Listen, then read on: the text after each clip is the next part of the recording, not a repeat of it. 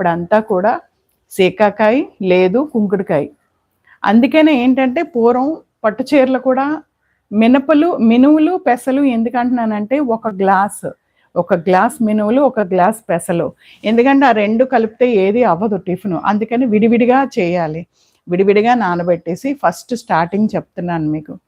ఒక పావు మినపప్పు, ఒక పావు పెసరపప్పు. ఆ 2 నానబెట్టేసి ఇప్పుడు నేను ఎలా చూపించానో ఆ 2 మీరు విడివిడిగా నానబెట్టేసి కడిగేసి, ఎందుకంటే దాంట్లో చెత్త అంతా ఉంటుంది, కొంచెం బాగా కడిగేసి నానబెట్టేయండి.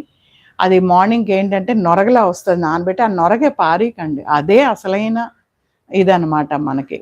ఓకేనా? అదే అసలైన నొరగలాగా సోప్ వాటర్లా వస్తుంది. పప్పు కడిగిన వాటరేరా.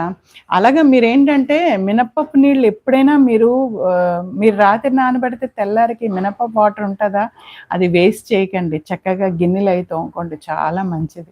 ఓకేనా? చాలా మంచిది. తర్వాత పిల్లల బట్టలు కానీ, లేదు మీ హస్బెండ్ ఇవి బనీన్లు కానీ మళ్ళీ మామూలుగా వాటర్లో మళ్ళీ తడుపుతారు. మీ బ్లౌజెస్ కానీ, మంచి పట్టు చీరలు, ప్లెయిన్ పట్టు చీరలు కానీ, లేదు టస్సర్ సిల్క్ కానీ, ఇవన్నీ కూడా వాటిల్లో పారేయకండి. చక్కగా రోజు టిఫిన్స్ చేసుకుంటారు కాబట్టి ఆ నీళ్లు మనకు